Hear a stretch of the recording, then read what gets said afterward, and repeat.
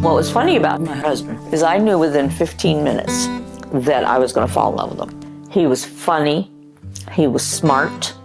He was so kind. He would strike up conversations with everybody and their brother. The people at the cash register, he would call them by name. He was that guy.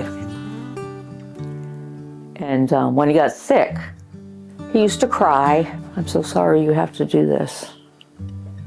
I said, "Honey, I knew what I signed up for." You know, we said vows. I was not ready though. Even though I had 2 years to get ready. You're still never ready. Oh, God, I loved him fiercely. Fiercely. When he passed, becoming disabled was a shock because I'm too young to be this old. When the doctor says, you know, you're not going to be able to do the 8 hours every day. You can't stand that long. You have a few mental issues. Bipolar, ADHD, PTSD. On paper, Lord knows, I'm a mess. That was very hard. If for no other reason than I felt as though, well, what good am I? I have no purpose. That was my identity, was a nurturer, helper, you know, a nurse. As a widow with no second income, it doesn't take long. When you're out of work for 5 months, everything just kind of snowballed, and before I knew it, I could no longer support myself. I mean, I couch surfed. I had friends that helped me. I wasn't always on the streets. But you know, you can only stay in somebody's house so long. Went through 401k, retirement, savings, sold everything. The day I sold my wedding set,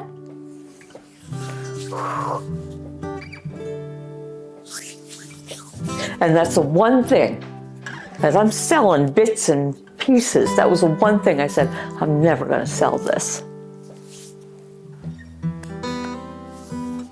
Didn't have a choice. And that right there, that was worse than sleeping on concrete. It really was. Unfortunately, being homeless tends to render us invisible, no matter who we are. I have never felt so disposable in my life. I have said hello to normal people. As a matter of fact, I told a woman that I liked her dress. She wouldn't even make eye contact. She walked straight by me and never said a word. It's hard when people are mean because it's like I was you. And people really don't realize it doesn't take much.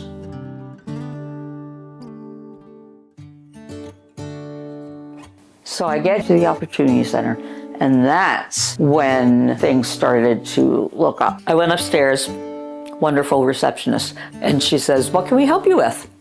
I said, "Everything." I couldn't pick any one thing because I really did need absolutely everything because I had nothing.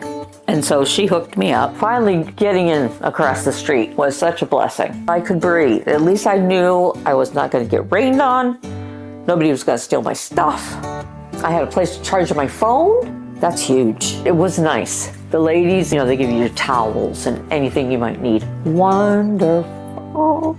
Fun to chit chat with. It just makes you feel kind of human, you know? Just talk about something other than being homeless. And then I got a wonderful, wonderful caseworker here, Janae. She came up to me one day in the Opportunity Center and she said, "We're going to be working on housing for you." I said, "Oh, great." And then it was like, I don't even think it was a couple weeks.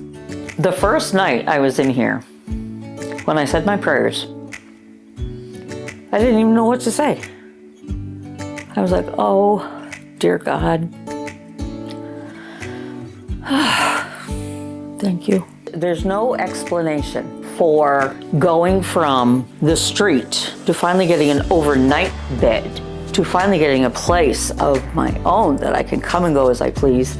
I can lock that door behind me. I can make my own real food and get produce and have my own shower that's safe. Just the gratitude alone was overwhelming. And then just piece by piece, making it look like me. It's my place now. I feel like there's color in my life. I make a conscious effort to go downstairs and see my people because they are my people. Catholic Charities has been very good to me. These resources are necessary. The people here work really hard. From maintenance to the kitchen, to the social workers, to everybody. People are people. We all have the same needs. We need to be seen, we need to be touched, we need to be cared for, we need to have somebody listen. I think it's important for every single person to feel like they have been seen by somebody, because I have been invisible. I know how it feels to be invisible. And I'm not invisible anymore. You can't be with purple hair. I can't be a nurse anymore, but I can be of service. If you pay attention, there's always something to do. As long as there are people around that are hurting, there is always something to do.